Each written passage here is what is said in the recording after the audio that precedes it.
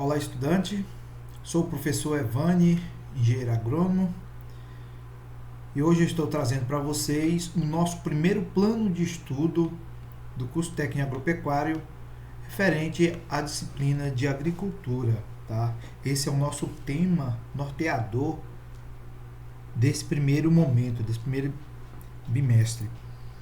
E dizer que o objetivo é trazer de forma básica para vocês, de forma bem superficial, o tema olericultura e solos, tema pelo qual nós vamos ter a oportunidade de aprofundar durante esse ano de 2021.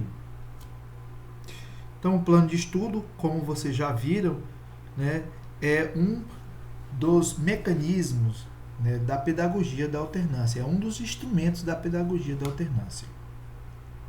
Então vamos lá. Olericultura. O que é olericultura?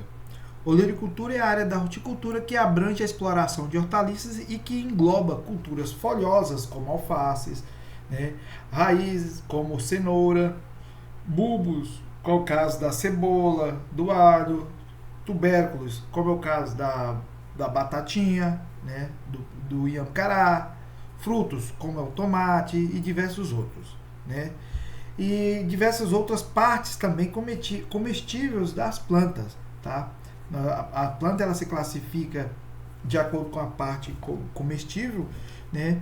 Entretanto, algumas outras partes de uma mesma planta, que é o caso da beterraba, por exemplo, que é comestível a raiz, mas também pode ser feito na alimentação alternativa o uso das folhas, a própria cenoura também é usado para fazer farofa de folha de cenoura, que é bastante nutritivo. Isso, a alimentação alternativa vem estimulando em algumas regiões, em algumas classes sociais, o uso dessas outras partes das folhas, das plantas.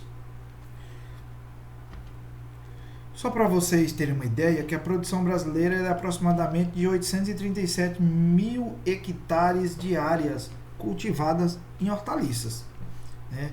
A produção chega em cerca de 63 milhões de toneladas, né? Você imagina, uma tonelada é 1.000 quilos, imagina 63 milhões de toneladas, né? A quantidade é bastante expressiva. Então, por que produzir hortaliças, né? Por que produzir hortaliças? Primeiro, dada a atual situação que nós estamos atravessando aí, né, onde a preocupação com a saúde ela agora é redobrada, né, em função principalmente dessa pandemia, né, em que o sistema imunológico do corpo precisa estar fortalecido para resistir ao ataque do novo coronavírus, né, que é um exemplo que eu estou citando para vocês, né, o consumo de hortaliça ele vem aumentando, né, frutas e hortaliças ele vem aumentando constantemente. Então é uma demanda muito grande que a gente tem encontrado aí com relação ao consumo de hortaliças, tá?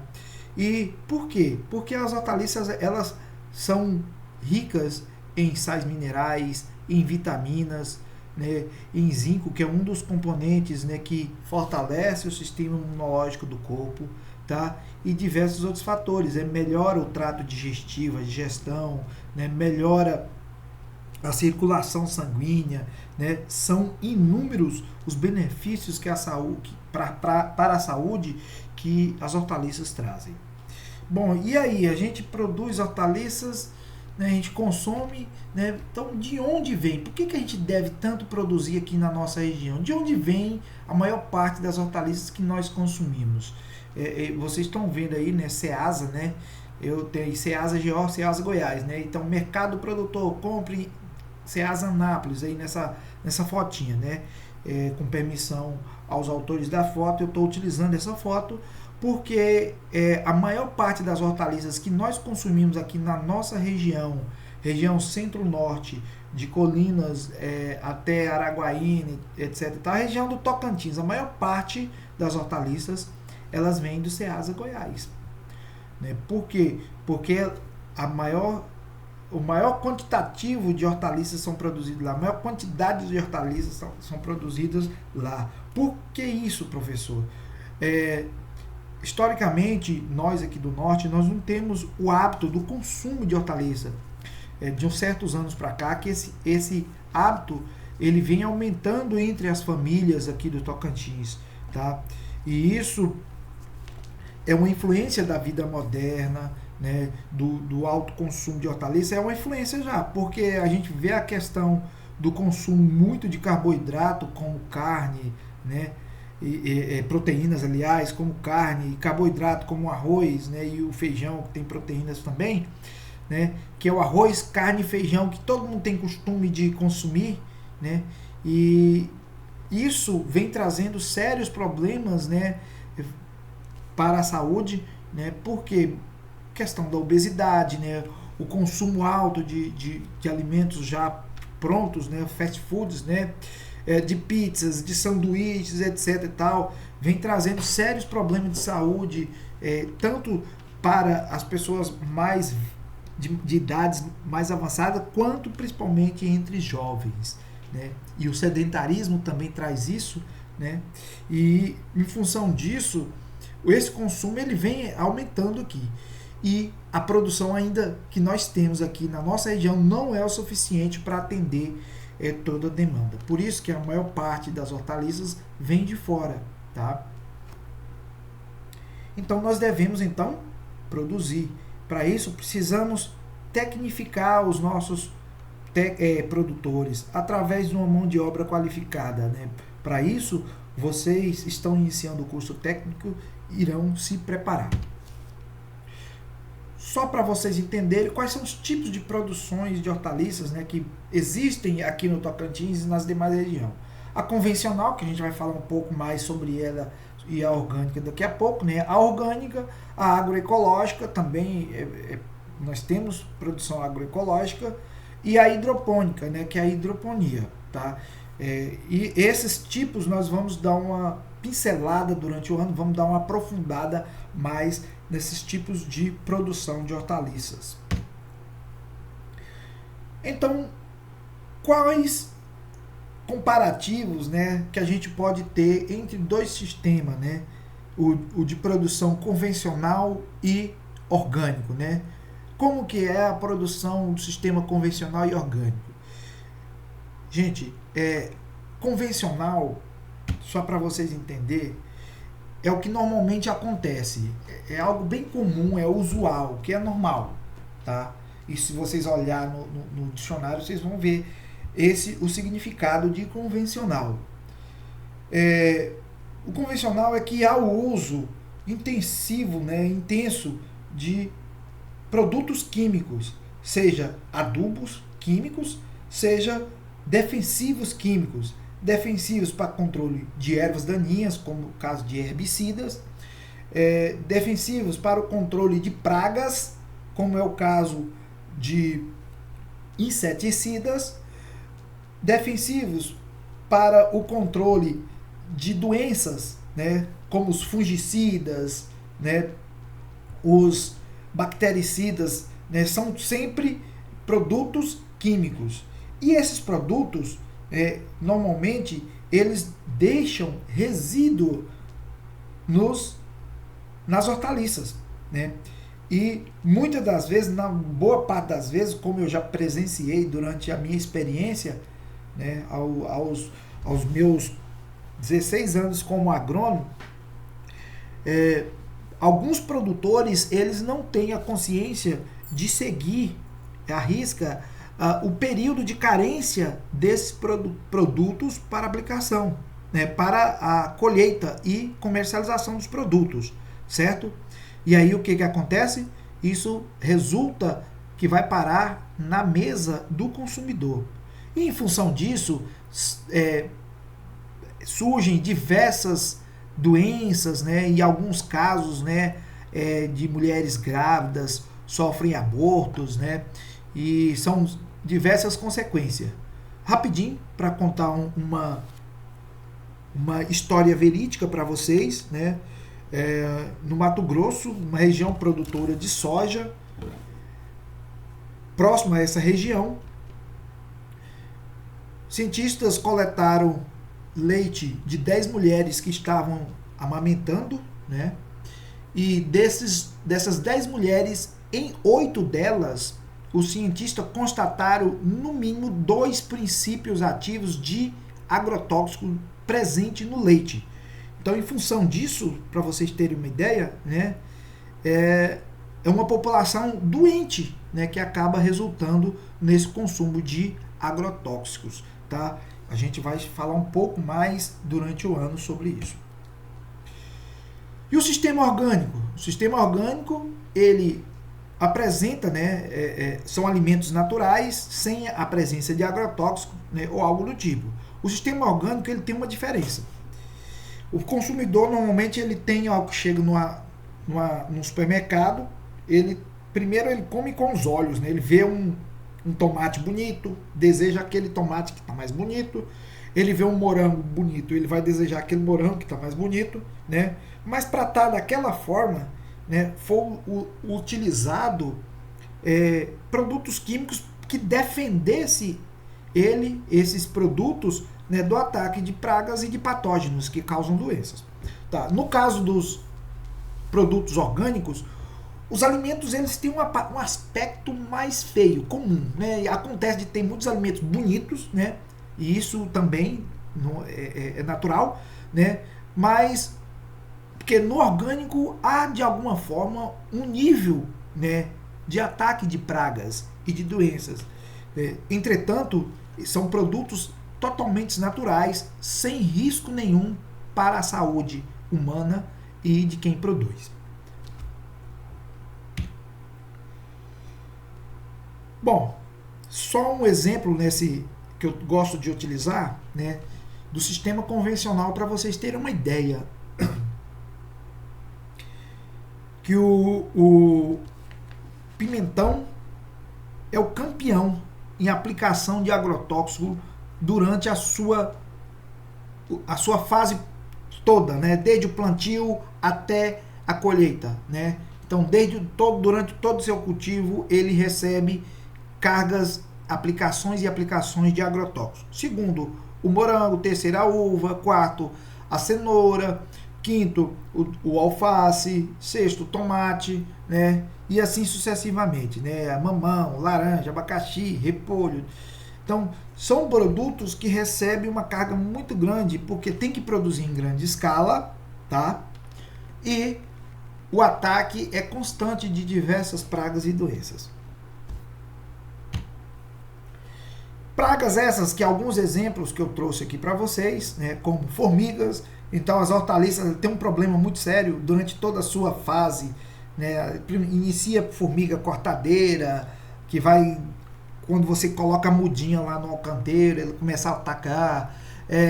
Pulgões, né, que além de sugar a seiva, também transmite doenças para as plantas, né, como especificamente viroses, né? Algumas doenças, né, como aí vocês estão vendo aí o pimentão, né, que é uma doença muito comum, não só em hortaliças, mas em fruteiras, né, que é a antracnose, né, que causa essa depreciação, né, a perda de valor do produto final, que é o fruto do pimentão.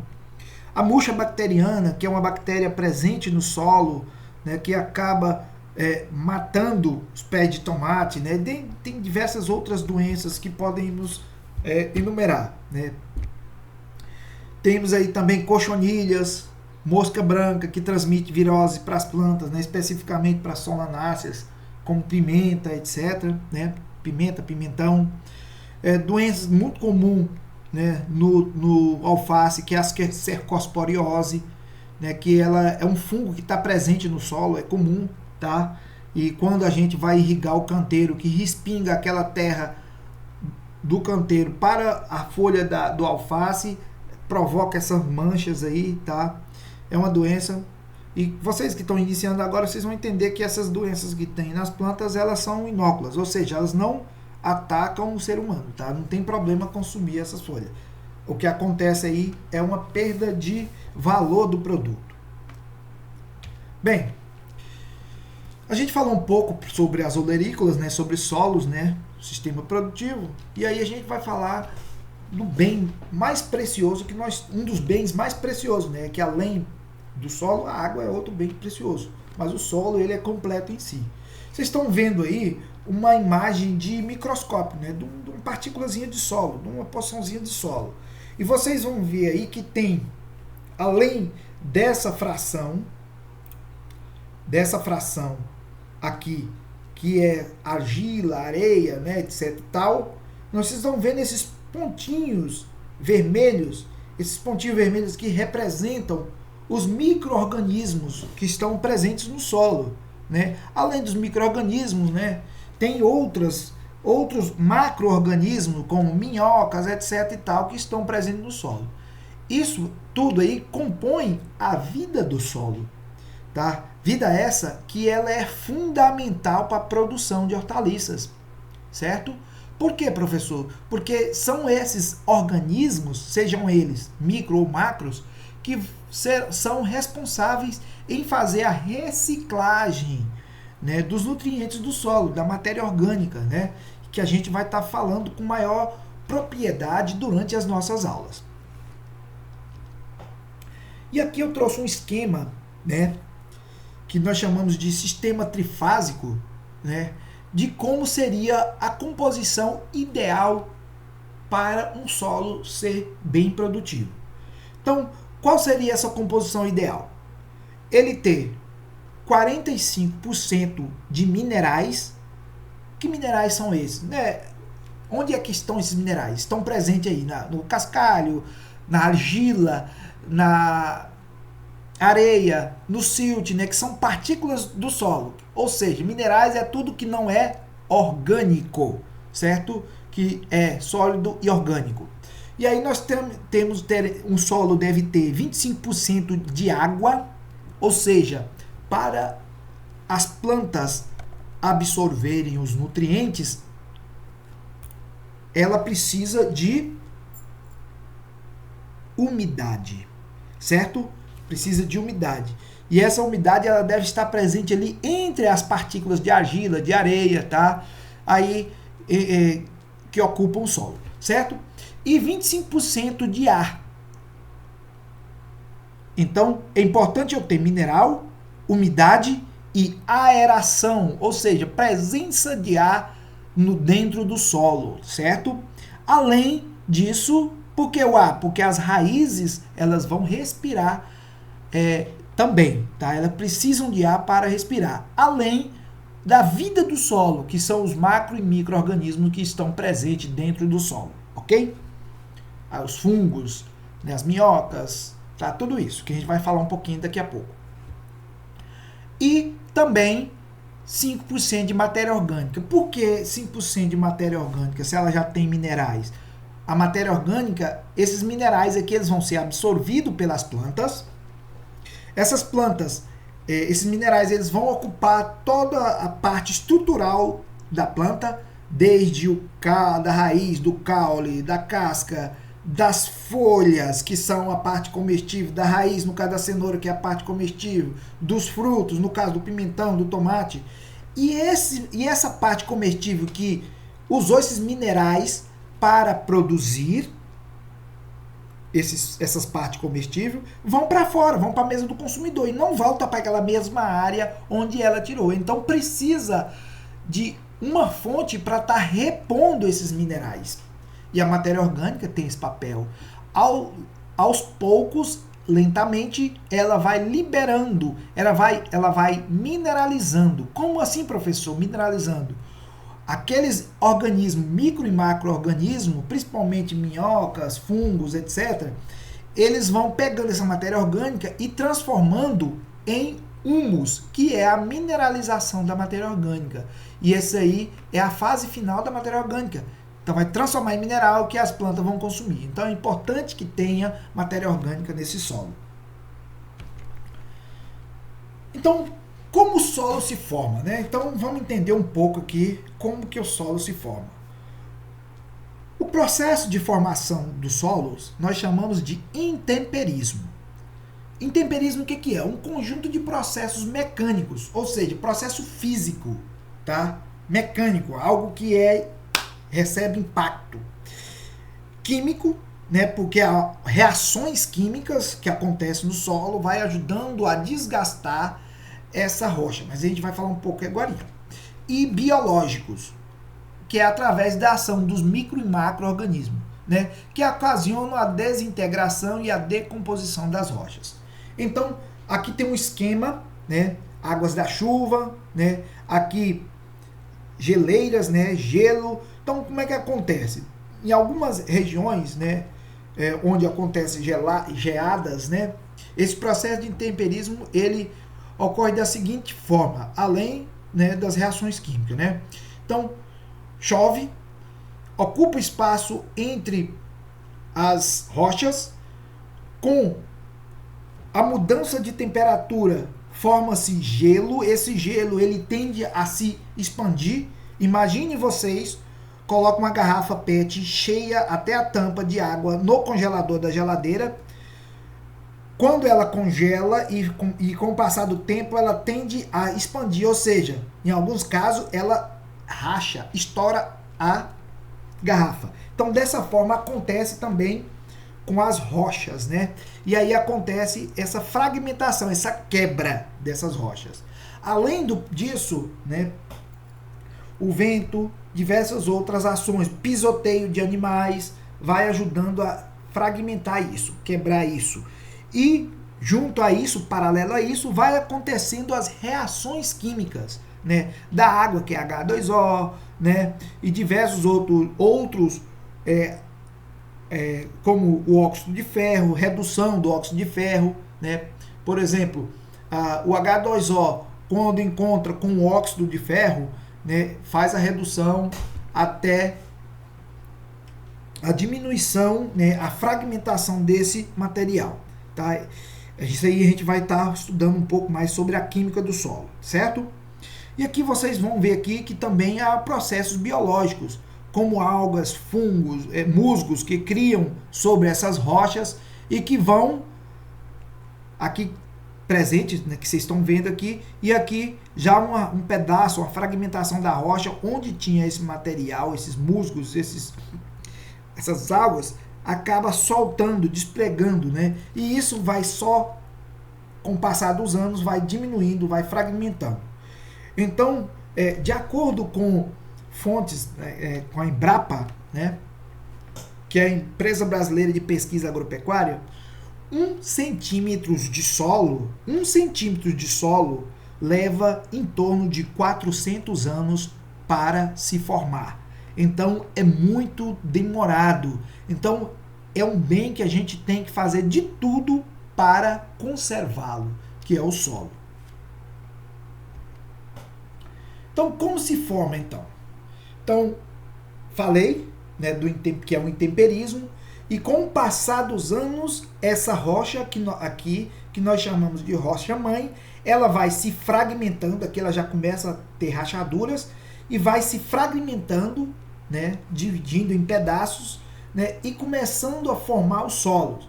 Começa por musgos, né, algas que vão formando e começa cada vez mais integrando. Então, quanto mais raso, ou seja, quanto mais próximo for a rocha-mãe da superfície do solo, mais jovem é o solo. Quanto mais profundo, mais maduro o solo.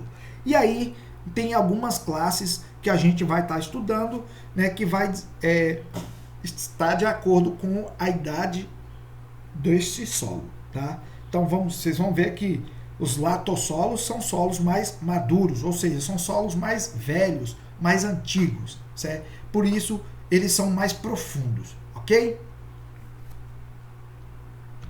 Bom, tudo isso aqui, como lesmas, orelha de pau, caramujo, centopeia, milípede, larvas, tatuzinho, né, formigas, minhocas, larva de besouro, tudo isso são macro-organismos que são benéficos ao solo, ou seja, eles ajudam na formação do solo, ajudam na reciclagem da matéria orgânica, tá? Ajudam na facilitação, né, de penetração e acúmulo de água e de ar dentro desse solo, né, levando o solo para próximo do ideal. E aqui vocês estão vendo aqui bactérias, fungos, também são micro-organismos, eles são micro-organismos, ou seja, só pode ser visto com auxílio do microscópio. Eles também são importantes na reciclagem da matéria orgânica, né? Em muitos casos, eles vivem em simbiose com plantas leguminosas que vão ajudar até na nutrição da planta. Então, se eu tiver um solo com essas características, eu tenho que preservá-lo, tá? E aí, onde o sistema convencional acaba matando com isso tudo aí. Porque se ele joga um inseticida para controlar pragas, esses inseticidas normalmente eles não são seletivos e acabam matando também os outros insetos que são benéficos para a lavoura, são benéficos para as hortaliças. Bom, importante agora nesse primeiro momento vocês começarem a identificar o tipo de solo com relação à textura, né? A gente ouve muito, né? O solo da minha região é arenoso. Por que arenoso? Porque tem muita areia, não é isso?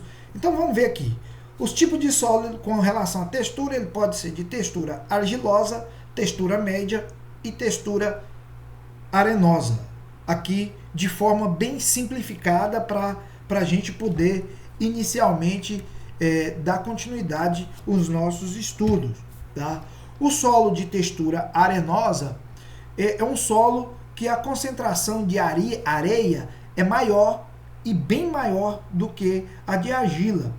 Esse solo de textura arenosa, ele vai apresentar, quando a gente fizer uma análise de solo, só vai apresentar no máximo 15% de argila. O que é argila, professor? Argila é a menor partícula de solo. Ou seja, 1 grão de argila, pessoal, você só vai conseguir ver ele com o auxílio do microscópio, tá? Ele é facilmente ser deslocado, ser transportado, ser levado, né? Seja pela água ou pelo vento, né? Quando venta, que começa a levantar uma poeira, a argila está indo embora. E essa argila, por incrível que pareça, é ela que tem os nutrientes para a nossa planta. Tá? É ela que vai disponibilizar os nutrientes para nossas plantas. Então, nós temos que fazer de tudo para reter essa argila. Tá? E como que eu vou fazer, professor, para reter essa argila? Né? A cereja do bolo é sempre a matéria orgânica, o uso de matéria orgânica. Mas vamos lá. Então, arenosa, que só possui até 15% de argila. Também na análise de solo, você vai poder identificar se é de textura média. Como assim, professor? Se na análise de solo apresentar entre 15% e 35% de argila, então esse solo vai ser de textura média. Seria um solo que não é um solo difícil de ser trabalhado, tá? Porque o solo argiloso, ele tem o solo arenoso, ele tem por sua característica ser um solo mais solto, fácil de sofrer erosão e é um solo também mais pobre em nutrientes, né? Ele carrega consigo muito pouco nutriente, ele precisa fazer uma adubação, utilizar mais matéria orgânica para preservar e se for no plantio convencional, precisa utilizar mais adubo químico, tá? E de forma parcelada. Solo de textura argilosa. Esse é um solo que ele tem por característica, né, de bom ser um solo rico em nutrientes. No entanto, como ele é um solo de textura argilosa, né, ele tem dificuldade de escoamento da água. Então ele pode ser um solo que sofre mais encharcamento, né, e isso pode trazer problemas, né, fitossanitários ou problemas, melhor dizendo, problemas de doenças, né, nas plantas, né? Um exemplo, né? E esse solo ele precisa também ele precisa ser trabalhado. E é um solo mais pesado no sentido de mecanização, tá? Então ele é um solo mais pesado. Então o solo de textura argilosa, né, é um solo excelente, ele tem mais nutriente, né? E apresenta uma concentração na análise de solo superior a 35% de argila. Todo solo que vocês identificarem na análise de solo 35%, acima de 35% de argila, ele é um solo de textura argilosa. Ok? Bom, só para fechar, que a gente estava falando com relação, que a gente está falando de solo convencional e solo orgânico e textura de solo, vocês vão ver aqui nesse esquema aqui um solo convencional e um solo orgânico. A relação, a diferença é que o solo convencional, ele, com o passar dos anos, ele pode se formar uma crosta aqui, né, uma camada de compactação, né? Essa camada de compactação é em função, né, da ausência de micro e macro-organismos, né, que vão fazer essas galerias aqui, né, como vocês podem ver no solo orgânico, né, e também trazer a matéria orgânica, depositar humus aqui embaixo, etc e tal, né. Além disso, né, sofre também com o intenso movimento, né, de máquinas, né, aqui em cima, né, de tratores, né, que vai ajudando cada vez mais a compactar esse solo. Esse solo que sofre compactação, ele é um solo que a gente vai perceber que ele tem dificuldade, as plantas elas vão ter dificuldade de penetrar nesse solo, consequentemente essas plantas vão ser menos desenvolvidas porque elas se alimentam através das raízes e essas raízes não vão ter espaço para explorar os nutrientes presentes no solo, né? Uma outra característica que a gente pode observar se esse solo está com algum problema de degradação, ou seja, de compactação, né, ou falta de nutrientes, né, que é uma característica do solo convencional, é o surgimento de plantas daninhas, né? Começa a aparecer bastante plantas daninhas. Outra característica é que esse solo ele começa a reter água, ou seja, a água não consegue escoar, não consegue penetrar nas camadas de baixo do solo. Aí ele começa a reter água e começa a ter problemas de encharcamento, né? Se for um solo, uma área em declividade, vai ter problema de erosão, ok? Já no solo orgânico, não existe esse problema, as raízes das plantas crescem mais, né? E consequentemente elas têm mais condição de buscar nutrientes, né, se tornar mais vigorosas, tá? E é um solo que ele é um solo fofo, né, um solo orgânico, né? Então a quantidade de nutrientes, né, a vida desse solo é mais ativa, tá? Então só de a grosso modo, né, falando para vocês essa diferença aí e esses benefícios.